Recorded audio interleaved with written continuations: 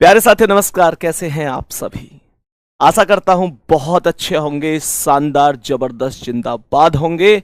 और प्यारे बच्चे, ये मैं विश्वास के साथ कह सकता हूं कि जो आप लोगों को अवसर बैच में अवसर मिला है, आप इसे निसंकोच ऐसे ही नहीं जाने देंगे। प्यारे दोस्त, ये वो मौका है जब सभी विरोधियों के मुंह पर आप लोगों को ताला लगाना है। जो लोग कहते हैं तू नहीं कर सकता, उनसे कहलवाना है कि हमें तुम पर पहले से भरोसा था। और ये कौन कर सकता है? ये केवल आप लोग कर सकते हैं। मैंने आपसे उस दिन कहा था और आज फिर से कह रहा हूं, जैसी शुरुआत होगी वैसा अंत होना चाहिए तुम्हारी ओर से। ऐसा नहीं है कि भाई बहुत हिम्मत करके, बहुत संकल्प लेकर, बहुत सपने संजोकर और सबके मुंह पर ताला लगाने के लिए शुरू तो कर लिया, लेकिन धीरे धीरे पता चला कि अब वो जुनून, वो उत्साह ही हमारे अंदर ना रहा। कुछ दिन बाद मैं कहूंगा कि आज जो उत्साह है वो निरंतर बरकरार रहना चाहिए, क्योंकि मेरे प्यारे दोस्त, तुम जो तैयारी करने वाले हो ना, तुम जो तैयारी करने वाले हो एसएससी जीडी, भाई साहब नाम सुनते ही रोंगटे खड़े होते हैं। सीआईएसएफ, बीएसएफ, एसएसएफ, आईटीबीपी, भाई बहुत जबरदस्त, मैं कह रहा हूं बहुत बड़ा कलेजा चाहिए इस चीज की तैयारी करने के लिए।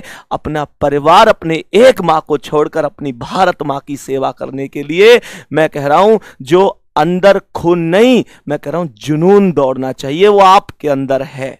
आपके सपने पूरे होंगे, ये वर्दी आपकी होगी निसंकोच। हम हमेशा कहते हैं, जब कभी किसी फौजी भाई से मिलते हैं, जब किसी एसएससी जीडी सेलेक्टेड बच्चे से मिलते हैं, तो सच में इस दिल को ऐसी फीलिंग मिलती है कि जैसे भगवान से मिल गए हों, क्योंकि आप ही वो लोग होने वाले हैं जो भारत माता की सेवा करने के लिए हम सबको मेरे प्यारे साथी सुरक्षित करने के लिए, हम सबका ध्यान रखने के लिए वहां बॉर्डर पर खड़े होंगे। और ये वर्दी पहनकर आप अपनी इस मां का नाम भी रोशन कर रहे होंगे और भारत मां का नाम भी रोशन कर रहे होंगे। मेरे प्यारे दोस्त, कलेजा बहुत मजबूत चाहिए। मैंने कहा फौलाद भरना पड़ता है इस चीज की तैयारी को सोचने के लिए भी। और मेरे प्यारे दोस्त, आपके अंदर वो जुनून है, वो उत्साह है, तो ये वर्दी आपकी है, ये सपने आपके हैं, तो ये हकीकत आपकी है। एक बार थम्स अप कर दो सभी प्यारे साथी, क्या आप तैयार हैं एक जुनून के साथ, एक उत्साह के साथ आज की क्लास में? मेरे प्यारे दोस्त, मैं आपसे वादा करता हूं, रीजनिंग में 19 और 20 ही आपका स्कोर होगा। रीजनिंग में 19 और 20 ही आपका स्कोर होगा, क्योंकि 18 नंबर पर तो सिलेक्शन से बाहर हो जाते हैं हम। रीजनिंग वो सब्जेक्ट है जहां पूरा स्कोर इस चीज की गारंटी देता है कि हम सिलेक्शन के नजदीक खड़े हुए हैं। और रीजनिंग में अगर 18 से 1-2 स्कोर भी कम होता है, वो हमें सिलेक्शन से दूर करता है। मेरे प्यारे दोस्त, इस बात को समझना है। एक बार थम्स अप करके ये बता दो, भैया जी आपके साथ पूरी जान लगा देंगे सर, जो आप पढ़ाएंगे वो हम खुद भी सेल्फ स्टडी करेंगे और निसंकोच जितना पढ़ते रहेंगे। रिवीजन की जिम्मेदारी हमारी, आप कंटेंट लेकर आओ, उसे समझने की जिम्मेदारी हमारी। वो शब्द आपके होने चाहिए, आपके मन से होने चाहिए। आप तब तक नहीं हार सकते जब तक मेरे प्यारे साथी आप लोग खुद अपनी हार नहीं मान लेते। मन के हारे हार है, मन के जीते जीत। मान लिया हार गए और ठान लिया जीत गए, वो सच्चाई वाली बात तुम्हें साबित करनी होगी। मैं सीधा क्लास पर चलता हूं, उससे पहले आपको बता देता हूं 8 बजे आपकी मैथ की क्लास हो चुकी है साथी। रीजनिंग की क्लास अभी 10 बजे आप लोग मेरे साथ कर रहे हैं कि हिंदी और इंग्लिश दोनों चलेंगी। जो हिंदी में इंटरेस्टेड है वो हिंदी पढ़ेंगे, जो इंग्लिश में है वो इंग्लिश पढ़ेंगे। आपकी 12 बजे से पॉलिटी हिस्ट्री में से अभी एक सब्जेक्ट चलेगा, एक उसे खत्म होने के बाद हो जाएगा। सेम 4 बजे ज्योग्राफी, इकोनॉमिक्स, 5 बजे साइंस। और मेरे प्यारे साथी स्टैटिक जीके आपको अगले बैच में पूरी तरीके से, बेहतरीन तरीके से याद करा दी जाएगी, ये प्रॉमिस है आपसे। मेरे प्यारे दोस्त, उसके बाद हम लोग ये बात समझते हैं कि आज 9 तारीख, कल 10 और परसों 11 है। अवसर बैच में हम लोग डेमो के तौर पर 3 दिन क्लास कर रहे होंगे यूट्यूब पर। उसके बाद 12 तारीख से हमारी क्लास सीधा एप्लीकेशन पर प्रोवाइड हो जाएंगी आप लोगों को, ठीक है? फिर एप्लीकेशन पर क्लास चलेंगी। हम एक बार सिलेबस की बात करते हैं। सिलेबस बहुत इंपॉर्टेंट है। सिलेबस बहुत इंपॉर्टेंट है। जब एक विद्यार्थी तैयारी कर रहा होता है तो उसे यह पता होना चाहिए कि मुझे क्या पढ़ना है, और एक और बात, विद्यार्थी को यह भी पता होना चाहिए कि मुझे क्या नहीं पढ़ना है। मेहनत तो हो पर वो सही डायरेक्शन में हो, यह चीज बहुत मायने रखती है। मेहनत हो और सही डायरेक्शन में हो तो सफलता निश्चित रूप से मिलती है। अब मैं तुमसे कहने लग जाऊं इनपुट आउटपुट सिलेबस में लिख दूं, आपसे मेहनत करवा दूं इनपुट आउटपुट पे, और वहां पता चल रहा है पेपर में इनपुट आउटपुट से क्वेश्चन ही नहीं बन रहा, फिर काहे की मेहनत है यार। मैं डिसीजन मेकिंग पढ़ा दूं, भाई रीजनिंग के पार्ट है, ये टॉपिक है, पर उनकी यहां जरूरत नहीं। एसएससी नहीं पूछती उनको। एसएससी क्या पूछती है, क्या में भी क्या ज्यादा पूछती है, वो सब मैं आपके लिए लेकर आया हूं।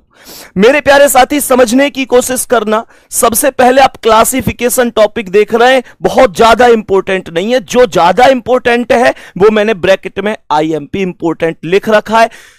ये नहीं कहा मैंने कि, मैंने क्या कहा, मैंने ये नहीं कहा कि मेरे प्यारे साथी, मैंने कहा बहुत इंपॉर्टेंट नहीं है, लेकिन यहां लिखा हुआ है तो पढ़ना है, क्योंकि हर शिफ्ट में क्वेश्चन नहीं बनता, पर किसी किसी शिफ्ट में क्वेश्चन बनता है। और जिन पर मैंने इंपॉर्टेंट लिखा है वो इस बात की गारंटी देते हैं कि वहां हर एक शिफ्ट में आपका क्वेश्चन बनता है। मेरे प्यारे दोस्त, डायरेक्शन से क्वेश्चन बनता है, 1 से 2 क्वेश्चन।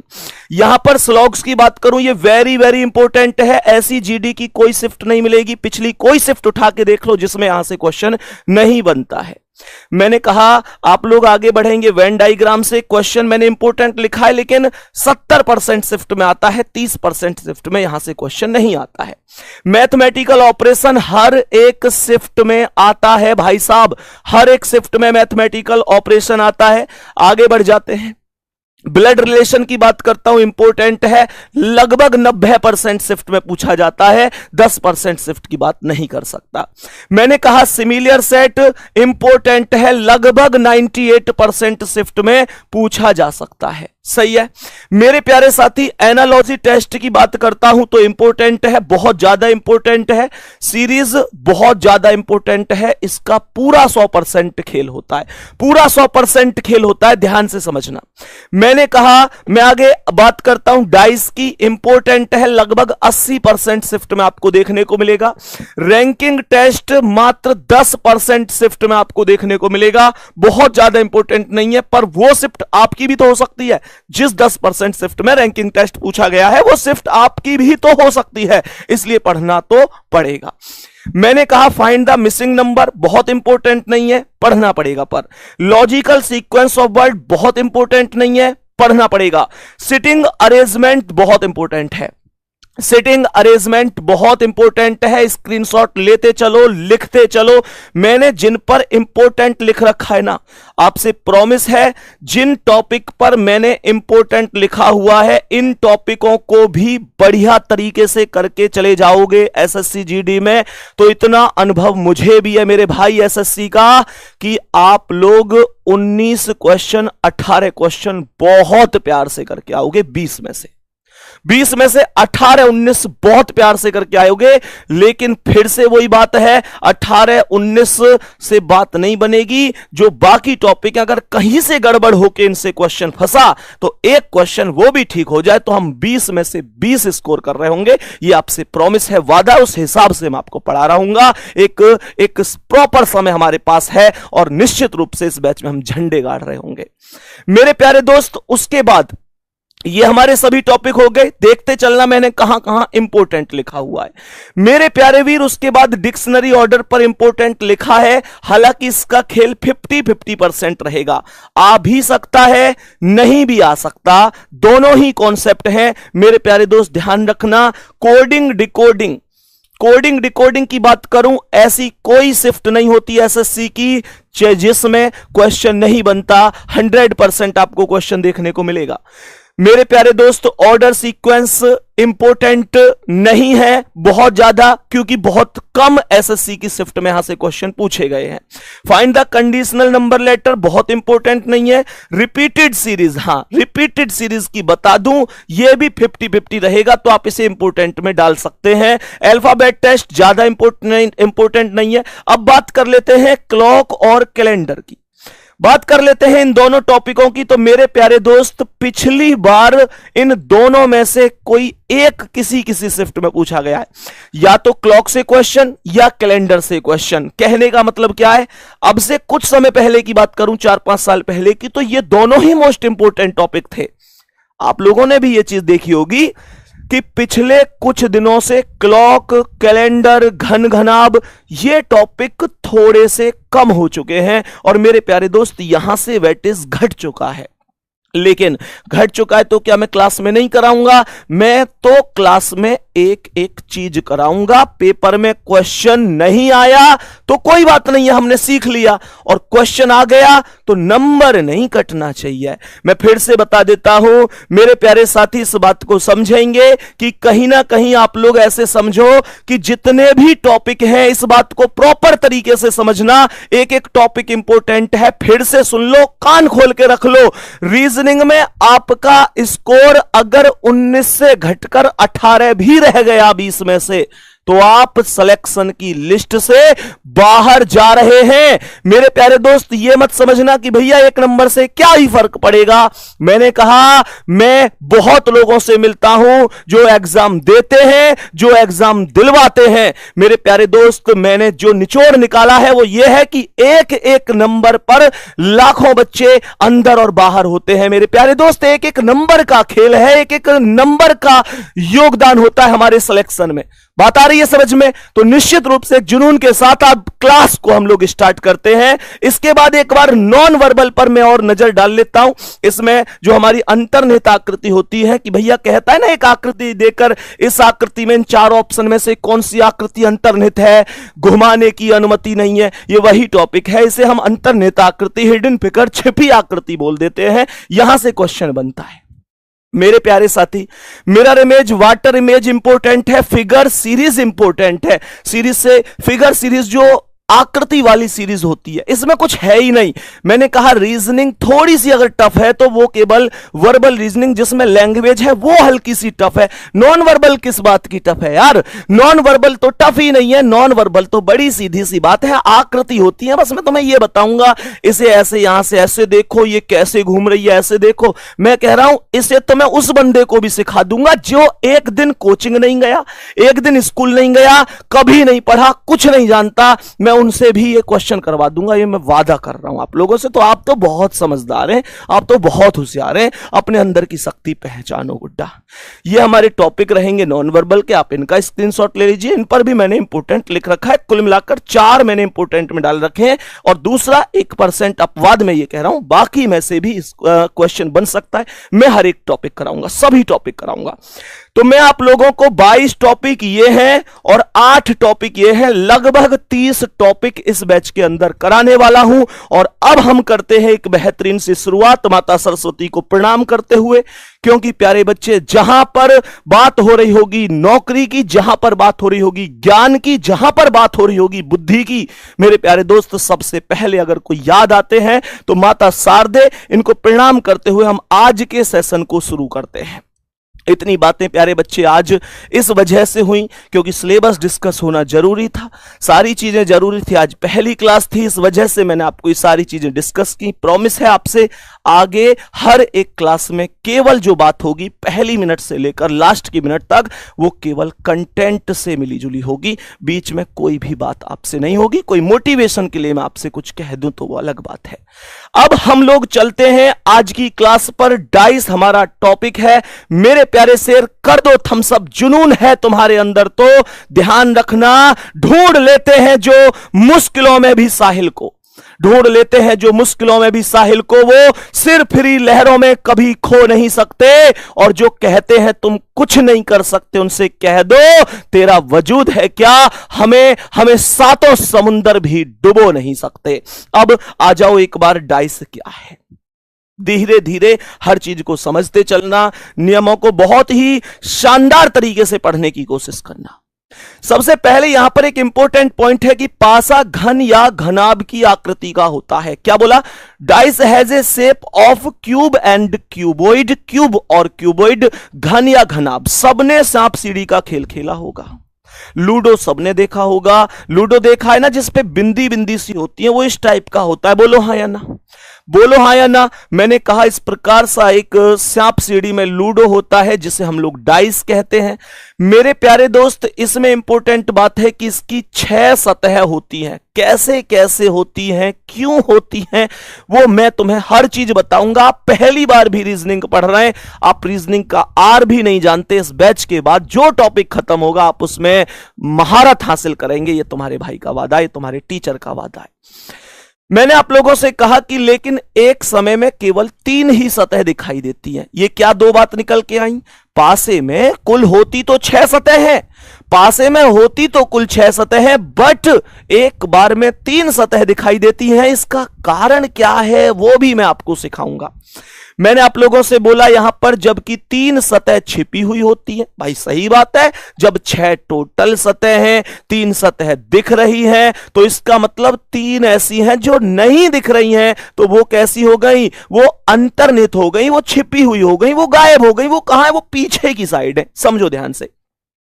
मैं अगर ओवरऑल बात करूं तो डाइस ये है कुल 6 सतह का, लेकिन जब मैं पेपर में देखूंगा तो मुझे डाइस कैसा दिखेगा? कुछ इस प्रकार से दिखेगा। और इसकी केवल मुझे कितनी सतह दिखाई देंगी? मुझे इसकी केवल 3 सतह दिखाई देंगी। बात यहां तक बराबर है साथी? मुझे इसकी केवल 3 सतह दिखाई देंगी, और जो बाकी 3 है वो कहां है? खुद सोचो। ये जिस पर टिका हुआ है, जिस पर टिका हुआ है वो भी तो एक सतह होगी मेरे प्यारे दोस्त। अगर ये फ्रंट है तो इसके बैक भी तो होगी, अगर ये राइट है तो इसकी लेफ्ट भी तो होगी। वो दूसरी साइड है जो मुझे दिखाई नहीं दे रही है। यहां तक कोई दिक्कत नहीं है। इस पेज से पूरे से ओवरऑल हमने बस 3 बातें सीखी। पहली बात, क्लास में ही समझते चलना है। पहली बात हमने क्या सीखी? पहली बात सीखी कि डाइस का जो आकार होता है वो घन घनाभ की स्थिति का होगा। सांप सीढ़ी हमने खूब देखा है, वो एक डाइस की स्थिति हो गई। दूसरी बात मैंने आपको सिखाई, डाइस में कुल 6 सतह होती हैं। और तीसरी बात बताई, भैया जी पेपर में केवल 3 दिखती है, पेपर में 6 नहीं दिखती हैं, पेपर में केवल 3 सतह दिखाई देती हैं। दोनों बातें एक बार, तीनों बातें एकदम ओके हैं। चलो, हम अगर इतनी बात समझ चुके हैं तो नेक्स्ट स्टेप पर बढ़ते हैं कि पासे की कुल 6 सतह निम्न प्रकार होती हैं। ये पासे की जो 6 सतह हैं ये किस प्रकार से होती हैं, कहां कहां होती हैं, ये समझो। एक सतह होती है ऊपर, ऊपर टॉप पर, और उसके अपोजिट वाली सतह बॉटम नीचे हो जाएगी। भाई अगर एक सतह ऊपर टॉप है तो एक बॉटम होगी, नीचे होगी। एक ऊपर वाली सतह, एक नीचे वाली सतह, तो टॉप के अपोजिट कौन हो गई? बॉटम, अर्थात नीचे। मैंने कहा आगे और पीछे। मेरे प्यारे दोस्त, जो सतह आगे है वो आपको दिख रही है, लेकिन जो पीछे है, मैंने कहा आगे अर्थात फ्रंट, उसके अपोजिट क्या होगी? पीछे अर्थात बैक। ये बात बेहतर तरीके से आप समझ गए होंगे।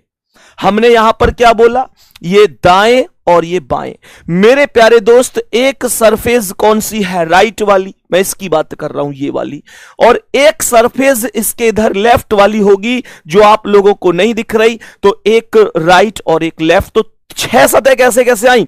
ऊपर नीचे, आगे पीछे, दाएं बाएं। भाई सीधी सी बात है, top bottom, front back, right left, कहानी खत्म। यहां के बाद अगले स्टेप पर चलते हैं, नेक्स्ट स्टेप पर चलते हैं। अब समझना मेरे प्यारे दोस्त, अब यहां से इस पॉइंट को तो मैं अभी अभी पढ़ के आया हूं, लेकिन ये एक ऐसा पॉइंट है जो आपको हमेशा ध्यान रखना है। मैं आपको मात्र 3 से 4 पॉइंट बताऊंगा जो आप लोगों को सोते हुए भी याद होने चाहिए। मैं कभी भी पूछूं बताओ मेरे शेर कि पासे में कुल कितनी सतह हैं, तो आपका जवाब होना चाहिए भैया पासे में 6 सतह होती है। किसी भी पासे में 6 सतह। Any dice has a total of 6 surface. पासे में कुल 6 सतह होती है। ये आपसे मैं जब पूछूं आपको ये पता होना चाहिए। अरे याद रहेगा कि नहीं? मेरे साथ बोलो एक बार, भैया पासे में कुल 6 सतह होती है। ये वर्दी दूर नहीं है, और तुम इतने जागरूक होने के बाद ये वर्दी कोई और ले जाए, ये हो नहीं सकता। लेकिन तुमको मेहनत करनी पड़ेगी मेरे साथ, मुझसे भी ज्यादा, हमारी टीम के साथ, हमारी टीम से भी ज्यादा। मेरे प्यारे दोस्त, पासे में 6 सतह हुई, ये आपको इंपॉर्टेंट पॉइंट है, हमेशा ध्यान रखना है। दूसरा क्या है, यहां पे मैंने लिख रखा है पासे से संबंधित ये कुछ महत्वपूर्ण तथ्य हैं, महत्वपूर्ण जानकारियां हैं। मैंने बोला नेक्स्ट, यहां पर जो इंपॉर्टेंट बात है अब उसे समझो।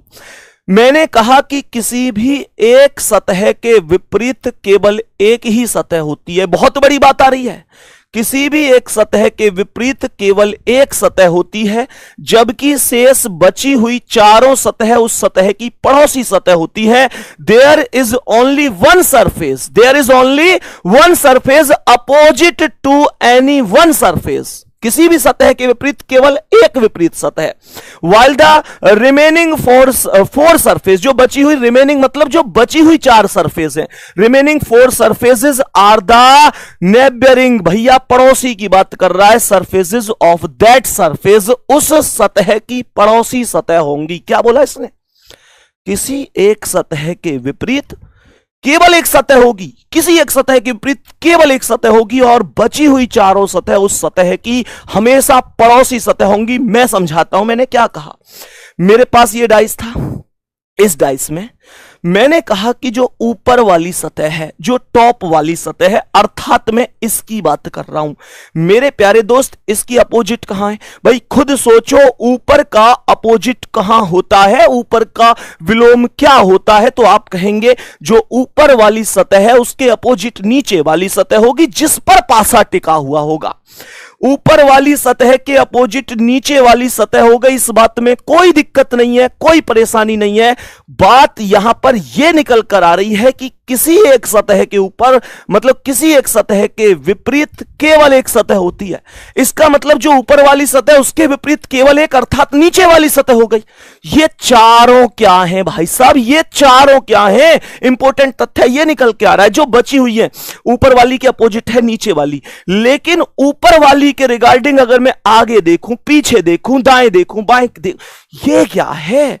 तो मेरे प्यारे दोस्त, इसने खुद बोला है यहां पर कि भैया सीधी सी बात है, शेष बची हुई चारों सतह उस सतह की पड़ोसी सतह होती है, पड़ोसी सतह होती है। बात समझ में आ रही है। तो ये ऊपर वाली के अपोजिट तो नीचे हो गई, और आगे पीछे दाएं बाएं ये सब की सब उसकी पड़ोसी सतह हो गई। इसका मतलब ये हुआ कि एक सतह के विपरीत मैक्सिमम एक ही सतह विपरीत हो सकती है।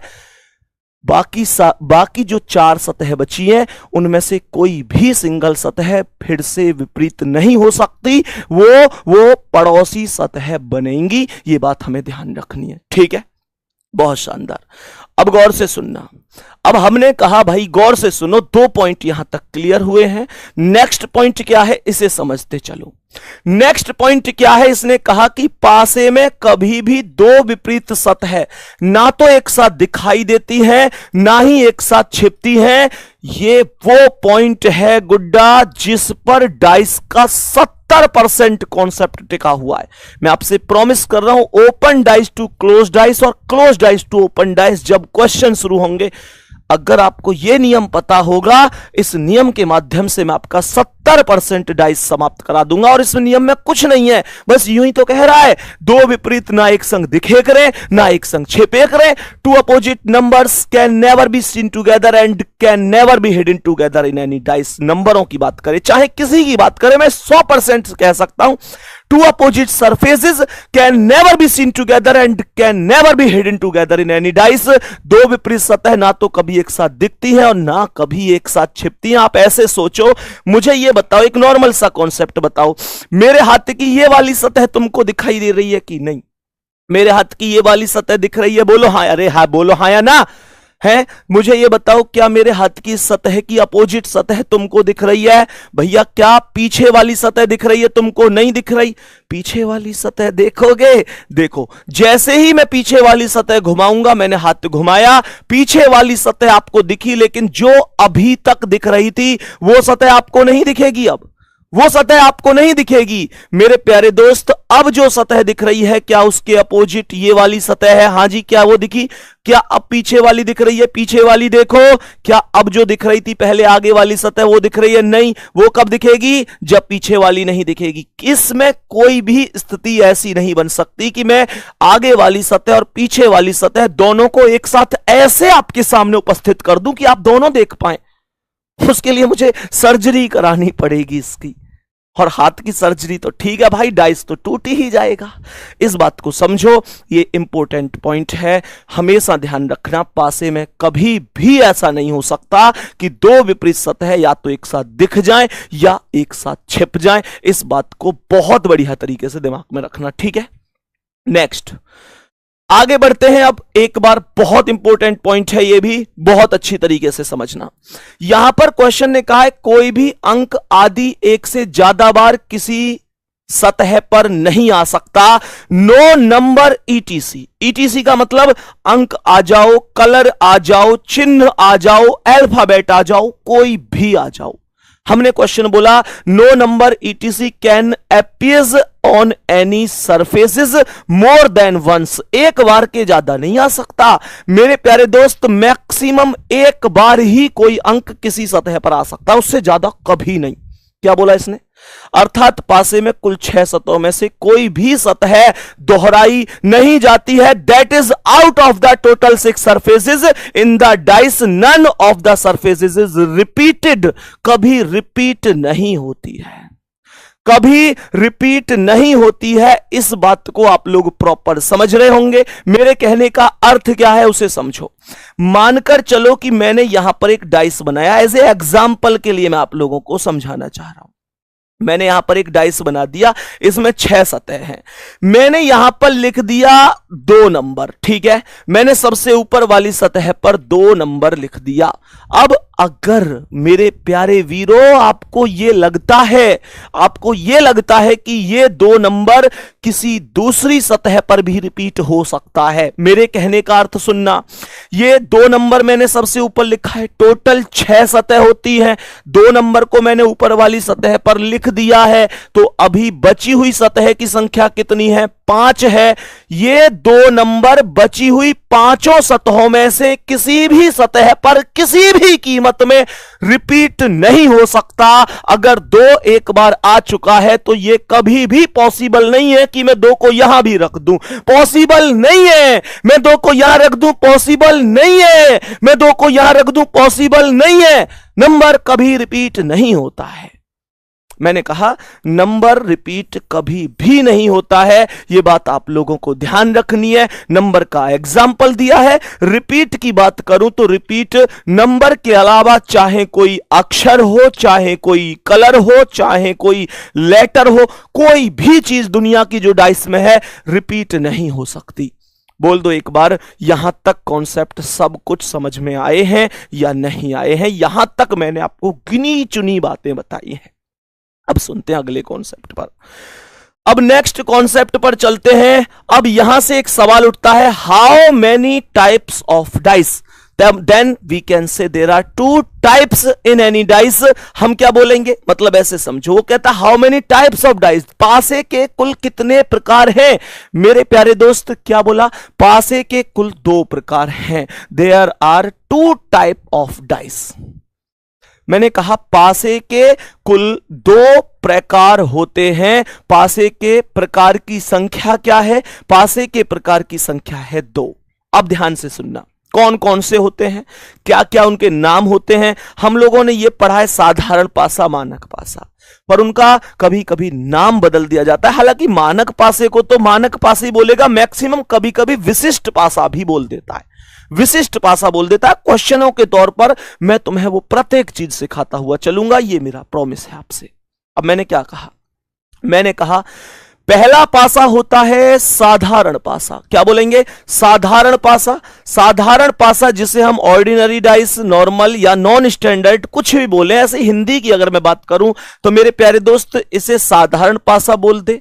सामान्य पासा बोल दे, गैर मानक पासा बोल दे, इन चीजों से कोई प्रभाव नहीं पड़ता है। 3 डाइस मतलब अलग अलग नहीं है, ये एक ही डाइस के 3 नाम हैं, साधारण, सामान्य, गैर मानक, चाहे जो बोले बात एक ही है। अब ये क्या होता है, मन में तुरंत आया होगा, तुरंत मन में आया होगा, भैया ये तो बताओ ये क्या बीमारी है, साधारण पासा क्या है ये, वो बताऊंगा मैं तुम्हें, परेशान मत हो। अगली स्लाइड पे वही चीज आवेगी कि तुम देखते ही कैसे पहचान लोगे कि साधारण है या मानक है। अभी लेके आऊंगा उसे, बस 2 मिनट का टाइम दे दो।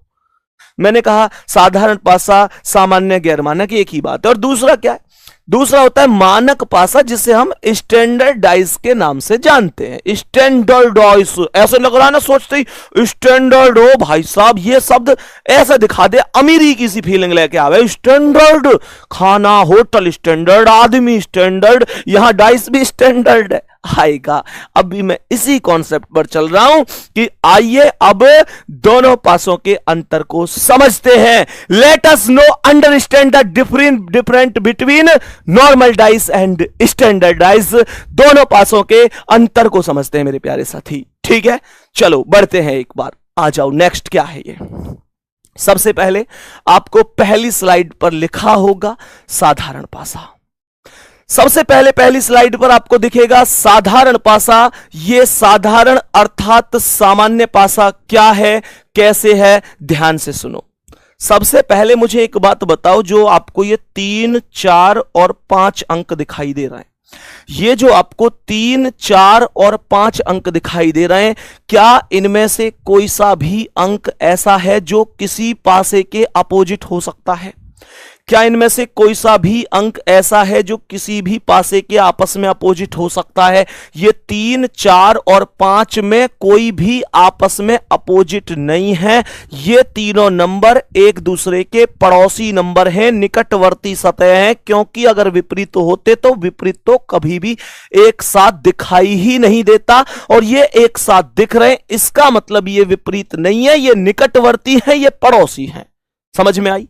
और यहां पर इसने क्या बोला है, यदि किन्हीं 2 पड़ोसी सतहों का योग 7 है। मैंने आपसे बोला if the sum of any 2 neighbouring surfaces is 7, यदि किन्हीं 2 निकटवर्ती सतहों का योग 7 है, then we call it normal dice, तब हम इसे साधारण पासा कहते हैं। उदाहरण के तौर पर समझो, ये 3 और 4 का योग कितना है, 7 है, तो इसे डिसाइड कर दो कि भैया जी ये साधारण पासा है। इसे तुरंत डिसाइड कर दो, ये साधारण पासा होगा। जैसे मैं जस्ट एक एग्जाम्पल के तौर पर समझने की कोशिश करता हूं कि यहां पर 1 लिखूं, यहां 2 लिखूं, यहां 5 लिखूं, ये कैसा पासा है? तुम लोग कहोगे भैया ये साधारण पासा है। क्यों? क्योंकि 5 और 2 7 बन रहा है, 5 और 2 7 बन रहा है। मैं यहां पर एक डाइस और बना दूं, मैं यहां पर लिख दूं 4, 6 और 1, ये कैसा पासा है? तुम कहोगे 6 और 1 7, ये साधारण पासा है। कहने का मतलब ये है मेरे दोस्तों, जब जब तुम्हारी दोनों आंखों को 2 नंबर ऐसे दिखाई दे जिनका कुल योग 7 बन जाए, तुरंत डिक्लेयर कर दो कि यह साधारण पासा है। साधारण पासा को पहचानना आ चुका है कि नहीं? थम्स अप करके बताओ। ये थम्स अप जरूर मांगूंगा मैं तुमसे बीच बीच में, क्योंकि मेरी बात तुम्हारे यहां तक फिट हो रही है कि नहीं, मेरे पास इस चीज का ये प्रूफ भी तो होना चाहिए। और तुम्हारे थम्स अप ना आने का मतलब है मैं दोबारा समझाऊंगा, मैं 10 बार समझाऊंगा, क्योंकि अगर ठाना है कि तुमको वर्दी दिलानी है, अगर ठाना है कि तुम्हारे हौसले उन विपक्षियों के, उन विरोधियों के मुंह से बड़े हैं, मेरे प्यारे दोस्त जो कहते हैं ये बच्चा कुछ नहीं कर सकता, मैं आपको सच बता दूं, अंकित सर के नेतृत्व में पूरी आरडब्ल्यूए टीम इस बार आप लोगों के लिए कुछ अलग ही करके ठान रखा है। मेरे प्यारे दोस्त आप विश्वास रखो, इस बार जब फाइनल मेरिट लगेगी तब हम भी जवाब देंगे कि कितने सिलेक्शन हमने दिए। और मेरे प्यारे दोस्त हम चाहते हैं कि आप भी अपने पड़ोसियों को जवाब देना कि तुम ये कहते थे मैं नहीं कर सकता, और तुम्हें जवाब देने की जरूरत नहीं है। वो कागज का टुकड़ा जिसे जॉइन लेटर कहते हैं वो अच्छे के मुंह पे ताला लगा देगा। इस बात पे ध्यान रखियो तुम। आ जाओ एक बार, हम इसे बहुत अच्छी तरीके से जान चुके हैं, इसमें कोई दिक्कत नहीं है कि साधारण पासा क्या होता है। नेक्स्ट कॉन्सेप्ट पर चलते हैं। दूसरा डाइस यहां पर आ जाता है मानक पासा। दूसरा डाइस जो यहां पर बन जाता है उसे हम मानक पासा कहते हैं। ये क्या है भाई? मानक पासा, स्टैंडर्ड डाइस क्या है? यही तो समझना था भैया, यही तो स्टैंडर्ड मामला है, इसे समझो। ये कह रहा है यदि पासे में किसी भी दो पड़ोसी सतहों का योग 7 नहीं है, 7 नहीं है, 7 नहीं है, ये तो उसकी जस्ट अपोजिट परिभाषा हो गई। जो डाइस अभी अभी पढ़ा था वो ये कहता था कि पड़ोसी सतहों का योग 7 है जी, और ये कहता है योग 7 नहीं है जी। ये तो जस्ट अपोजिट हो गई, ये परिभाषा ही बदल गई। परिभाषा तो बदलेगी जब डाइस बदलेगा, तो इसमें क्यों ज्यादा रोना पीटना है भैया? तो मुझे एक बात बताओ कैसे? यहां पे क्या कह रहा है ये क्वेश्चन ने कहा if the sum of any two neighbouring faces of the dice is not 7, is not 7, 7 नहीं है। देखो ध्यान से, 2 और 4 6, 7 नहीं है। 4 और 6 10, 7 नहीं है। 6 और 2 8, 7 नहीं है। मेरे कहने का मतलब समझ रहे हैं आप? मेरे कहने का मतलब है किसी भी नजदीकी दो सतहों का योग 7 नहीं है। जब 7 नहीं है तो ये मानक पासा है। डिसाइड कर दो। अब हमें दो चीज समझ में आ रही हैं। अगर दो निकटवर्ती सतहों का योग 7 है तो साधारण पासा है, 7 नहीं है तो मानक पासा हो जाएगा। अब सुनो ध्यान से, इसने क्या बोला है? इसने आगे एक बात बोली है, then such a dice called a standard dice. Okay, वो ठीक है। आगे इसने बहुत इंपॉर्टेंट बात बोली है, and the sum of all the opposite faces in the standard dice is 7। Hindi वाले ध्यान दो, डाइस जो स्टैंडर्ड होता है, मानक पासा होता है, इसमें कभी भी दो निकटवर्ती सतहों का योग 7 नहीं होता। लेकिन सभी विपरीत सतहों का योग 7 ही होता है। लेकिन सभी विपरीत सतहों का योग 7 ही होता है। तो मेरे प्यारे दोस्त सोचो, 4 के विपरीत क्या है? क्या कहा था? सभी विपरीत सतहों का योग 7 है। तो 4 के विपरीत कितना लिख दूं जो 7 बन जाए? सोचो, 4 के विपरीत कितना लिख दूं जो 7 बन जाए? भैया 3 लिख दो ना। बोलो, 2 के विपरीत कितना लिख दूं जो 7 बन जाए? भैया 5 लिख दो ना। 1 के विपरीत कितना लिख दूं जो 7 बन जाए? 6 लिख दो ना। ये देखो, 4 और 3 7, 2 5 7, 1 6 7। तुम कहोगे ये यहां दिखाई तो देना रहे जी विपरीत। भैया विपरीत दिखे थोड़ा ही है, ये तो महसूस करी जाए। जैसे कि तुम प्यार समझते हो ना, महसूस होता है, एक एहसास है, एक एहसास है ना? ऐसे ही समझो। अब आ रही होगी तुम्हारी समझ में, मैं जानू तुम्हें कैसे समझानी है।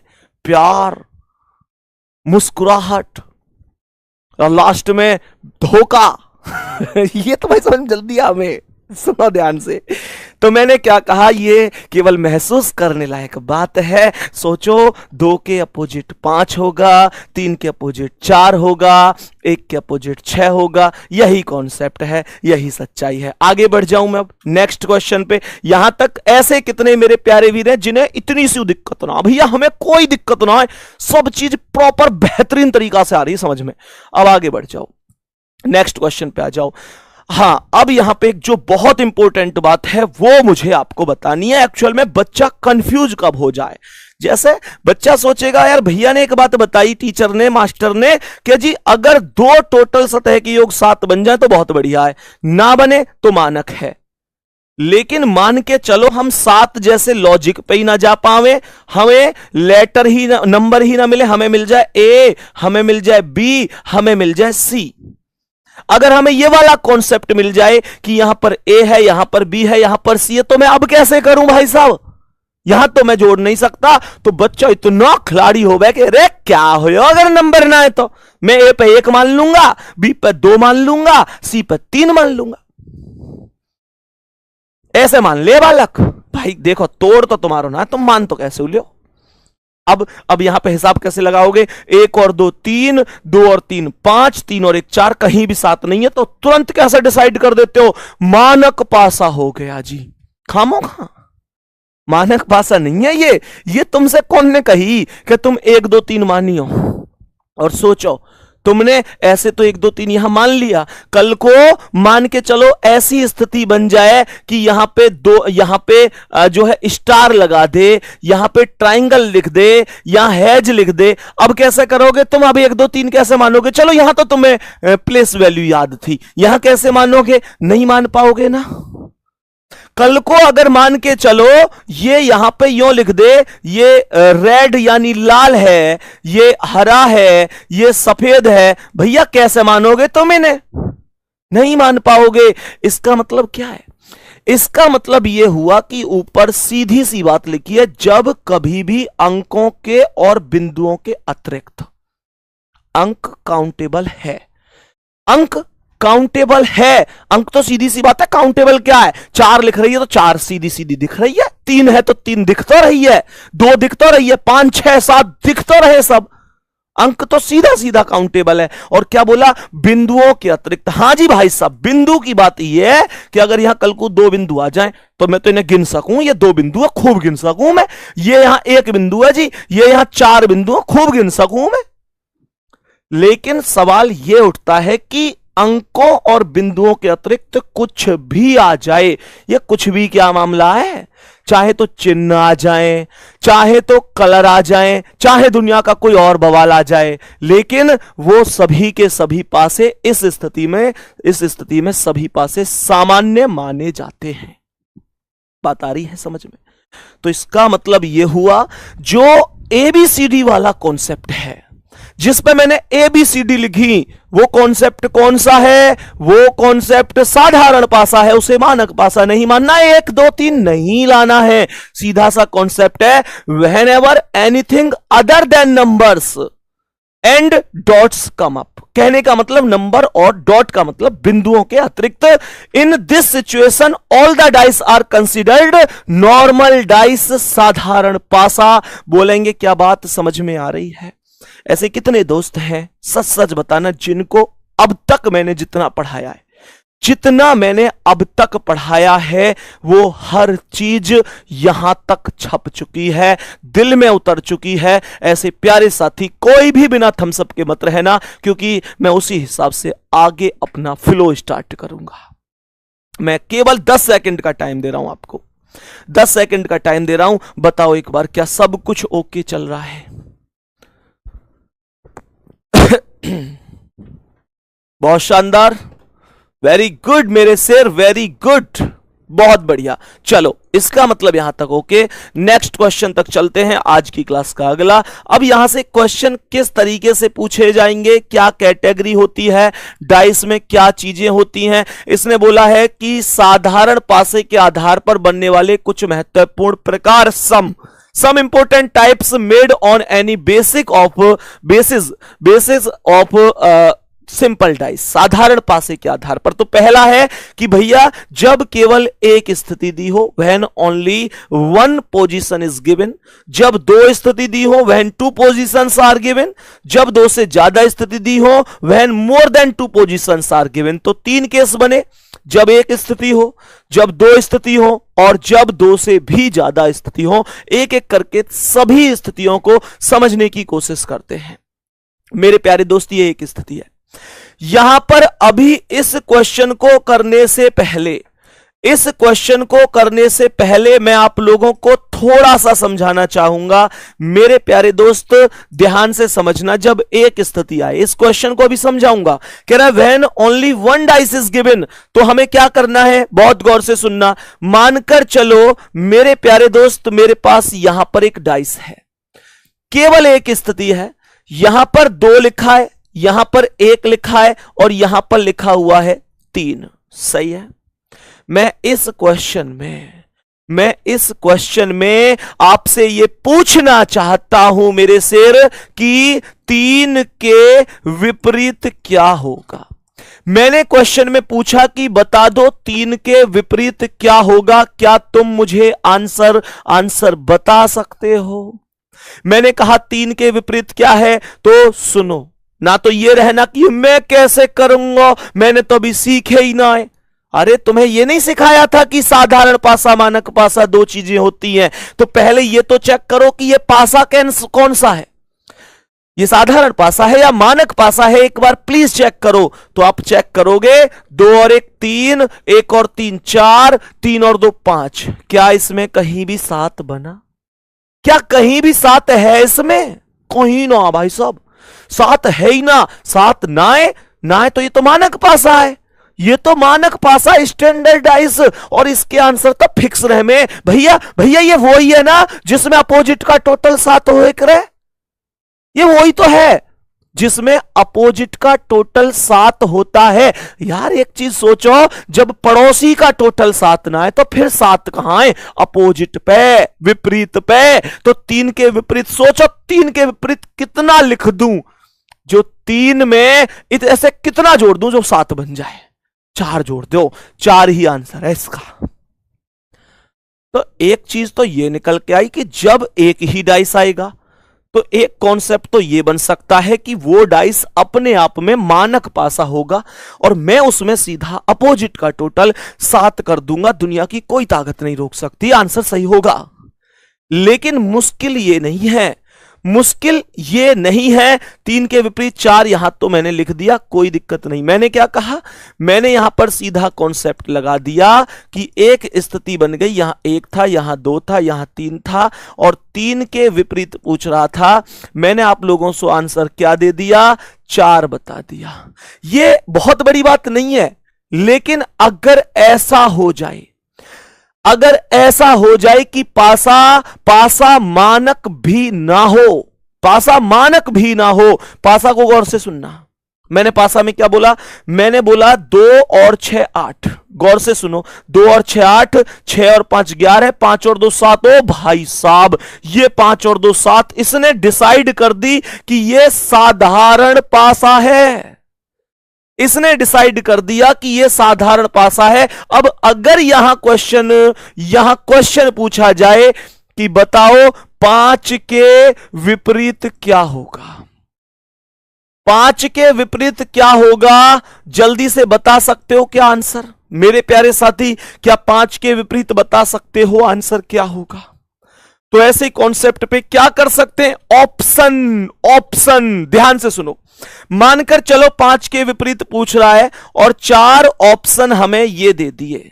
हमसे यहां पर दे दिया 2 6 5 और यहां 3। बताओ सही आंसर क्या है?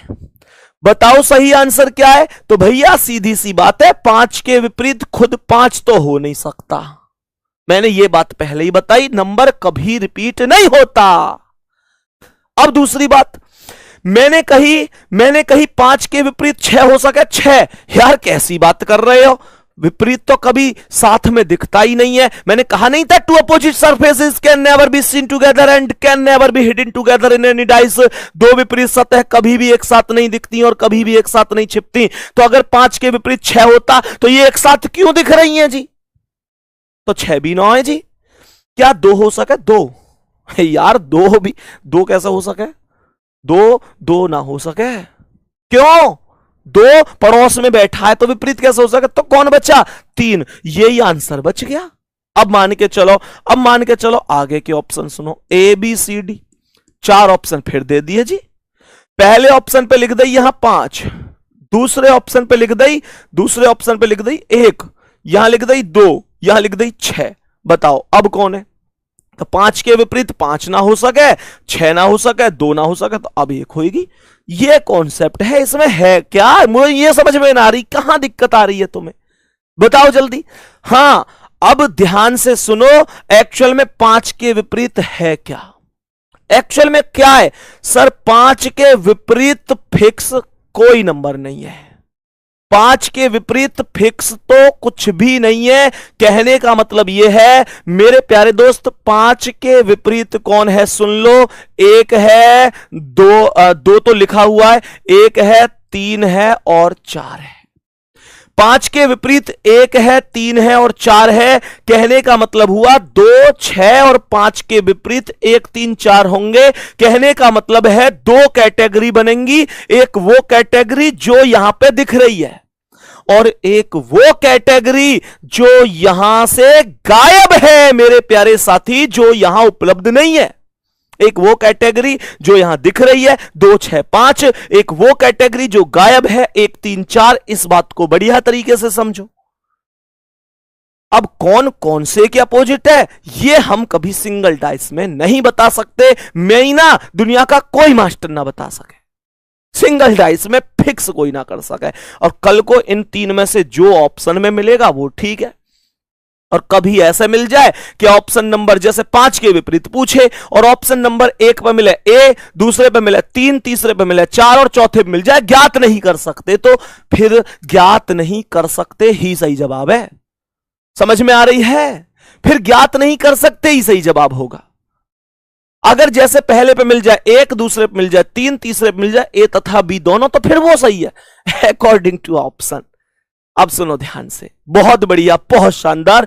मेरे प्यारे दोस्त ध्यान से समझने की काम बात करना। दीपक टाइगर कमेंट कर रहे हैं, काजल आई लव यू। है बेटा दीपक, नाम के आगे लगा हुआ टाइगर, छोरी चुपके तो यूं पता हो कि काजल की आईडी बना के हो सके कोई कमल, कुशल, कोमल और कपिल कोई और बैठा हो तो पता हो कुछ। मतलब काम तो कर रहे हो तुम ऐसे, मतलब मैं बताऊं कैसे कि बस छोड़ो, काम कर रहे हो तुम एकदम छिचोरा पने के और वैसे टाइगर लिखेंगे आगे। तू एक बार थोड़ा एक घुट पानी पी के यूं सोचियो, टाइगर है तू, सच बता। अरे यार पढ़ ले क्लास में, हेप्टो इतनी जोर से मारूंगा यहां से मेरे दोस्त, डेमो में ही पिट के जावे वो। पढ़ ले। आ जाओ भाई क्वेश्चन पे। अब के ब्लॉक कर दिया परमानेंट, ऐसे नहीं की जरूरत ना। हाँ भाई, सपने तो देख रहे हैं वर्दी मिल जाए, नाम के आगे लिख रहे हैं टाइगर, काम कैसे कर रहे हो। शर्म आवेगी मम्मी पापा ने इस बातें सुन के कि तेरे कर्म कैसे हैं। आ जाओ यहां पे, ध्यान से समझो। अब हम लोग चलते हैं जब एक पासे के अलावा 2 पासे दिए हों। मेरे प्यारे दोस्त एक बार बहुत अच्छी तरीके से समझना, जब मानकर चलो आप लोगों को 2 पासों की संख्या दे दी जाए तो ध्यान से समझने की कोशिश करना। मानकर चलो यहां पर 2 डाइस लिखे हुए हैं, मानकर चलो यहां पर 2 डाइस लिखे हुए हैं, बहुत अच्छी तरह समझना। यहां पर ये 2 है, ये 1 है और यहां पर ये है 5, यहां पर ये 3 है, यहां पर 6 है और यहां पर लिखा हुआ है मेरे प्यारे दोस्त 5। सही है। और क्वेश्चन हमसे पूछता है कि बता दो 5 के विपरीत क्या होगा। क्वेश्चन हमसे पूछता है कि बता दो 5 के विपरीत क्या हो सकता है। What is number opposite to 5? What is number opposite to 5? ध्यान से समझना। यहां पर कुल मिलाकर 1 डाइस था, बढ़िया तरीके से समझ। यहां पर एक बार बहुत ही अच्छी और शानदार तरीके से समझने की कोशिश करना। मैं आपको क्या बता रहा हूं, यहां पर 1 डाइस था, अब हमने डाइस की संख्या कितनी कर दी? अब हमने टोटल डाइस की संख्या कर दी 2। तो मेरे प्यारे दोस्त ऐसे समझो 5 के विपरीत पूछ रहा है, तो इसमें 2 चीजों का हमें नियम लगाना है। 5 के विपरीत या तो आप लोग डिसाइड डायरेक्ट कर दो कि जो अंक दिखाई नहीं दे रहा है वो क्वेश्चन का आंसर है। कौन? 4 ही तो नहीं दिख रहा है। या फिर मैं आपको एक ब्रह्मास्त्र का नियम बता दूं जिससे आप कोई भी क्वेश्चन चुटकियों में कर सकते हैं।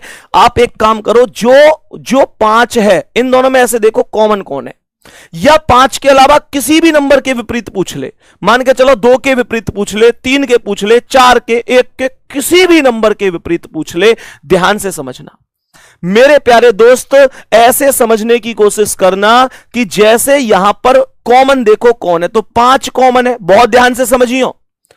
तो आप एक काम करो, 5 से पासिन ने दोनों ने कॉमन नंबर से घड़ी की दिशा में घुमाना शुरू कर दो।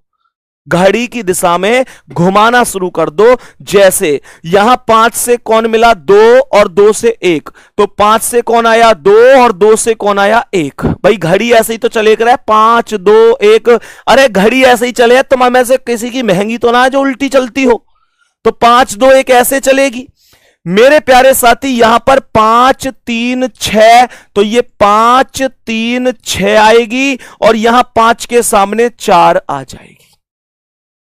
यहां 5 के सामने 4, तो अपोजिट अब किसी भी नंबर के पूछ ले, 5 का अपोजिट पूछेगा 4 आंसर है, 2 का पूछेगा 3 और 1 का पूछेगा 6। किसी साथी को कोई दिक्कत यहां तक? किसी भी प्यारे साथी को कोई दिक्कत? इस वाले डाइस में हमारे पास केवल एक डाइस था। अभी मैंने आपको जो डाइस बताया उसमें 2 डाइस है। उसमें हमारे पास टोटल कितने डाइस हैं? उसमें हमारे पास टोटल कितने डाइस हैं मेरे प्यारे साथी? टोटल 2 डाइस हैं। अब गौर से सुनना, आगे अगले कॉन्सेप्ट पर चलते हैं बेहतरीन और शानदार तरीके से। एक क्वेश्चन आप लोग मुझे खुद बता देना मेरे प्यारे दोस्त। मानकर चलो यहां पर 2 डाइस हैं, यहां पर भी हमारे पास 2 डाइस हैं। यहां पर क्वेश्चन ने कहा है 4 3 1 2 1 6। यहां पर मुझे बताओ कौन कौन नंबर आपस में अपोजिट है? कौन से नंबर के अपोजिट कौन सा नंबर है? एक बार बताने की कोशिश करेंगे। तो मुझे एक बात बताओ, दोनों में कॉमन कौन है? 1 कॉमन है। 1 को ले लिया, 1 को ऊपर और नीचे रख दिया। 1 से चलेंगे, क्या आया? 4। 4 से चलो, कौन आया? 3। तो 1 4 3। क्या बोला? 1 4 3। यहां पर कौन? 1 से 6 और 6 से 2। 1 से 6 और 6 से 2। 1 के सामने कौन आ गया? 5। अब 1 का अपोजिट 5 है, 4 का 6, 3 का 2। कुछ भी ना है, बस कॉमन नंबर से घड़ी की दिशा में घुमाना है। मेरे प्यारे साथी, मैं उम्मीद करता हूं आज की क्लास बहुत ही शानदार तरीके से तुम्हें समझ में आई होगी। मेरे प्यारे दोस्त, आपका जुनून कितना है? आप किस तरीके से मेरे प्यारे दोस्त किसके लिए मेहनत कर रहे हैं? आपकी जिंदगी में आपके माता का, आपका पिता का, आपके भाई का, आप किसी भी परिवार से हैं, कितनी भी आपकी स्थिति खराब है, ध्यान रखना बिल गेट्स जी ने कहा था कि अगर हमने गरीब घर में जन्म लिया है तो हमारी गलती नहीं है, पर अगर हम गरीब घर में मर गए तो हमारी गलती है। मेरे दोस्त, आज आपके हालात कैसे भी हो, इन हालातों को बदलना होगा केवल तुमको। ध्यान रखना, हर खानदान में वो शेर पैदा होता है जो उस गरीबी रेखा को तोड़ता है। अपने माता पिता को वो खुशियां दिलवाओ जो आज तक उन्होंने केवल सपनों में देखी हैं।